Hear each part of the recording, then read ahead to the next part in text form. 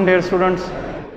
Shahzman Akbar from CCU Science Class 6 Chapter number 5. पहले 10 सवाल हो गए थे। आज हमने क्वेश्चन नंबर 11 से 15 तक जो है इनको स्टडी करना है, जिसमें हमारे पास क्वेश्चन नंबर 11 है right any 3 uses of metals.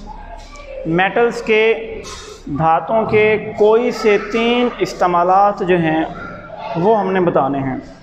Metals क्या हैं, पहले हम डिस्कस कर चुके हैं कि कोई भी एलिमेंट जिसमें से electric current, heat easily pass हो जाए, जिसकी सरफेस से शाइनी हो, चमकीली हो, वो हमारे पास क्या कहलाते हैं, वो मेटल्स कहलाते हैं। अब इन मेटल्स के यूजेस में से सबसे पहले है कि mercury used in thermometer to measure temperature. Measure temperature के टेम्परेचर को मेजर करने के लिए, क्योंकि मेटल की खसूसियत ये है कि वो गुड कंडक्टर है हीट का, तो इस वजह से मरकरी जो कि एक मेटल है, ये किस चीज़ को, टेम्परेचर को, दर्जा हरारत को मेजर करने के लिए किस चीज़ में यूज़ होता है, थर्मामीटर्स में यूज़ किया जाता है। इसके बाद दूसरा यूज़ है आयरन का। Iron used in making rail and bridges. Iron, क्योंकि आप लोग जानते हैं मेटल्स काफ़ी हार्ड होते हैं, सख्त होते हैं, हैवी होते हैं, वज़नी होते हैं, भारी होते हैं। इस वजह से इन मेटल्स को, जैसा कि आयरन है, लोहा है, इसे कहाँ पर इस्तेमाल किया जाता है, रेल्स में, पटरियों वगैरह में, और ब्रिजेस यानी जो पुल हैं इनकी कंस्ट्रक्शन में, इनकी तामीर में किसको यूज़ किया जाता है, आयरन को, जो कि मेटल है। क्यों यूज़ किया जाता है, क्योंकि आयरन मेटल क्या होते हैं, हैवी होते हैं, भारी होते हैं, और क्या होते हैं, वज़नी होते हैं। इसके अलावा हार्ड होते हैं, सख्त होते हैं, मज़बूत होते हैं। इस वजह से इनको इन कंस्ट्रक्शंस में यानी रेल और ब्रिजेस में इस्तेमाल किया जाता है। इसके अलावा गोल्ड एंड सिल्वर, क्योंकि खूबसूरत होते हैं मेटल्स, इनकी चमक होती है, इनकी अपीयरेंस जो है काफ़ी अच्छी होती है। इस वजह से जैसा कि गोल्ड है, सोना, सिल्वर है, इनको कहाँ पर इस्तेमाल किया जा रहा है, सोने चांदी को, जो कि एक मेटल्स हैं, ऑर्नामेंट्स में इस्तेमाल किया जा रहा है, ज्वेलरी में इस्तेमाल किया जा रहा है, जेवरों में। तो ये हमारे पास मेटल्स के इस्तेमालात हो गए। सबसे पहले थर्मामीटर में टेम्परेचर को, दर्जा हरारत को मेजर करने के लिए। क्यों? क्योंकि गुड कंडक्टर होते हैं हीट के। इसके बाद यूज़ किया जा रहा है रेल और ब्रिजेस में। क्यों यूज़ किया जाता है? क्योंकि स्ट्रॉन्ग हैं, हार्ड हैं और हैवी हैं। इसके अलावा ऑर्नामेंट्स में क्यों यूज़ किया जा रहा है, जवाहरात में? उसकी वजह यह है कि इनकी अपीयरेंस है वो गुड होती है, अच्छी होती है, चमकदार होती है, तो इस वजह से इनको ज्वेलरी में, जेवरात में, ऑर्नामेंट्स में इस्तेमाल किया जाता है। इसके बाद दूसरा जो क्वेश्चन है right 3 uses of non metals, के नॉन मेटल्स के, गैर धातुओं के कोई से 3 इस्तेमालात जो हैं वो डिस्कस करने हैं, वो बताने हैं। आप लोग पढ़ चुके हैं नॉन मेटल्स के बारे में। नॉन कंडक्टर होते हैं गुड हीट और इलेक्ट्रिसिटी के। इसके अलावा इनकी सरफेस जो है वो डल होती है। तो अब हम बात करते हैं इनके यूजेस की। सबसे पहले फास्फोरस, जो कि एक नॉन मेटल है, गैर धात है, मैच इंडस्ट्री में इस्तेमाल किया जाता है, माचिस वाली इंडस्ट्री में।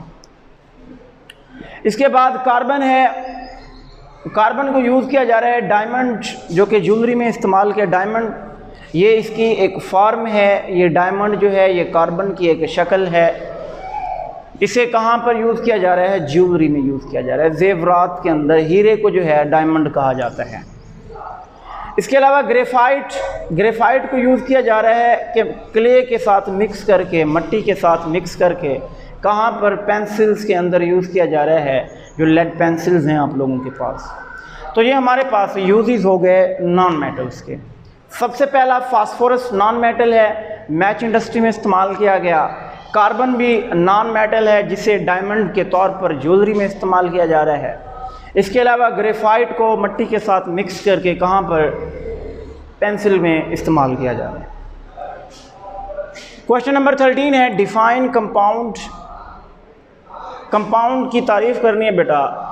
जब एटम्स को आपस में हम क्या करते हैं, रिएक्ट करवाते हैं, जब दो या दो से ज़्यादा एलिमेंट्स जो हैं आपस में कंबाइन होंगे, उनकी फ़िक्स रेशो होगी, उनकी एक ख़ास निस्बत होगी, तो उनके जो बनने से जो चीज़ बनेगी वो क्या कहलाएगी, वो कंपाउंड कहलाएगी। तो हम डिफ़ाइन करते हैं when two or more elements, जब दो या दो से ज़्यादा एलिमेंट्स कंबाइन केमिकली, के केमिकली तौर पर, यानी उनकी केमिकल प्रॉपर्टीज़ जो एक नई चीज़ बनेगी उसकी केमिकल प्रॉपर्टीज़ क्या होंगी, मिलने वाली चीज़ से डिफरेंट होगी। ये होता है केमिकल कम्बिनेशन, कि जो चीज़ें मिली उनकी केमिकल प्रॉपर्टीज़ और थी, जो उनके मिलने से एक नई चीज़ बनी इसकी केमिकल प्रॉपर्टीज़ उनसे डिफरेंट होंगी, मुख्तलिफ होंगी। इस वजह से इसे केमिकल कम्बिनेशन कहा जाता है कि व्हेन टू और more elements combine chemically in a fix ratio, एक मखसूस एक ख़ास निस्बत में, तब इनसे क्या बनता है, अ कंपाउंड इज़ फॉर्म्ड। तो इस तरीके से क्या बनता है, एक कंपाउंड बनता है। एग्जाम्पल है, वाटर एक कंपाउंड है जो दो एलिमेंट्स का बना हुआ है, दो एलिमेंट्स का केमिकल कम्बिनेशन है। तो एलिमेंट्स कौन से हैं, हाइड्रोजन एंड ऑक्सीजन, और इनकी रेशो फिक्स्ड होगी। वाटर का फार्मूला होता है H2O। दो हमारे पास हाइड्रोजन है, एक हमारे पास ऑक्सीजन है, तो यहाँ पर इनकी जो रेशो है इसकी 1 है रेशो 8। ये एक फ़िक्स रेशो है, एक मखसूस निस्बत है। जब इस रेशो में एलिमेंट्स मिलेंगे तब जाकर हाइड्रोजन और ऑक्सीजन जब इस फिक्स रेशो में मिलेंगे तब वाटर बनेगा, अदरवाइज नहीं बनेगा। क्वेश्चन नंबर 14 है, डिफाइन मिक्सचर। मिक्सचर को डिफाइन करना है कि when two or more substances are mixed in such a way that no chemical change takes place, कि जब दो या दो से ज़्यादा अशिया को इस तरीके से मिक्स किया जाए, मिला दिया जाए कि किसी किस्म की केमिकल चेंज ना हो, कि उनमें से मिलने वाली किसी भी केमिकल प्रॉपर्टीज़ चेंज ना हो, तब जो चीज़ बनेगी वो क्या कहलाएगी, मिक्सचर कहलाएगी। फॉर एग्जांपल, आप लोगों के पास घर में सलाद है, आप लोगों ने प्याज काटे, उसमें खीरा काटा, उसमें आपने कोई और चीज़ मतलब प्याज काट दिए, खीरा काटा हुआ है, गाजर काटी हुई है, आपने इन चीज़ों को मिक्स कर दिया। इनके मिक्स होने से एक नई चीज़ बनी, सलाद। अब आप देखें कि खीरे की प्रॉपर्टीज़ उस सलाद के अंदर मुख्तलिफ होगी, उसका जायका चेंज हो जाएगा? नहीं होगा। प्याज को देखें, वो अपनी प्रॉपर्टीज़ चेंज करेगा? नहीं करेगा। वो प्याज जो यहाँ पर था वही मिलने से वही प्याज। तो इसे हम क्या कहते हैं कि इसमें केमिकल चेंज नहीं है, केमिकल कम्बिनेशन नहीं है। जो प्रॉपर्टीज़ मिलने वाली अशिया की थी वही प्रॉपर्टीज़ एक नई बनने वाली अशिया की है। तो इस तरीके से जो चीज़ बनेगी वो क्या कहलाएगी, वो मिक्सचर कहलाएगा। एग्जाम्पल है सलाद इन अ बाउल, कि एक बर्तन के अंदर क्या है, सलाद है। सलाद क्या है, एक मिक्सचर है। इसके बाद हमारे पास last question, question number 15, difference between homogeneous mixture and heterogeneous mixture. दो हमारे पास मिक्सचर की अक़साम हैं, होमोजीनियस और हेट्रोजीनियस। अब होमोजीनियस मिक्सचर क्या है, मिसाल के तौर पर आप लोग घरों में शरबत बनाते हैं, मशरूब बनाया कोई, उसमें पानी डाला, उसमें चीनी डाली है, उसमें कोई आपने कोई और मशरूब डाला है। जब आपने इन तीनों को मिक्स किया तो अब आपको उसमें पानी अलग नज़र आएगा? नहीं नज़र आएगा। मशरूब अलग नज़र आएगा? नहीं नज़र आएगा।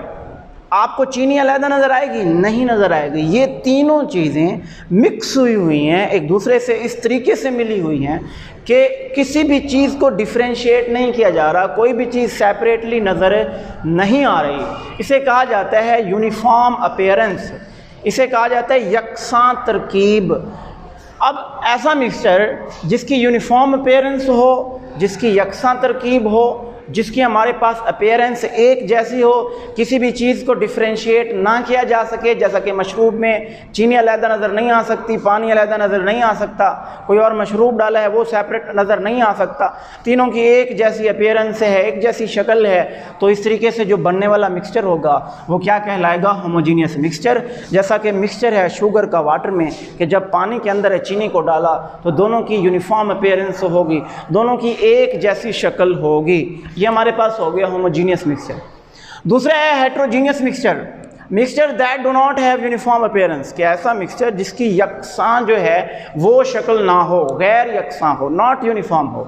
उसके नतीजे में जो मिक्सचर बनेगा वो क्या कहलाएगा, हेट्रोजीनियस मिक्सचर। जैसा कि मिक्सचर है ऑयल और वाटर का, आप पानी के अंदर ऑयल को डालें तो ऑयल के जो लेयर है वो ऊपर बैठ जाती है, वो वाज़ेह नज़र आ रही होती है कि ये ऑयल है, ये वाटर है। ये यूनिफॉर्म नहीं होगा, ये दोनों चीज़ों को डिफ्रेंशिएट किया जा सकता है। तो इस तरीके से जो बनने वाला मिक्सचर होगा वो क्या कहलाएगा? हेट्रोजीनियस मिक्सचर कहलाएगा। तो ये हमारे आज के 5 क्वेश्चंस क्वेश्चन नंबर 11 से 15 तक हो गए, जिसमें हमने 3 यूजेस ऑफ मेटल्स को डिस्कस किया, यूजेस ऑफ नॉन मेटल्स को डिस्कस किया। इसके अलावा कंपाउंड की डेफिनेशन है, मिक्सचर की डेफिनेशन है और होमोजीनियस और हेट्रोजीनियस की डेफिनेशन है। इन दोनों में डिफरेंस है विद देयर एग्जांपल्स। तो यहाँ तक बेटा आज का टॉपिक जो है हमारा एंड होता है। इसे अच्छे तरीके से प्रिपेयर कीजिएगा। Wish you best of luck. अल्लाह हाफिज़।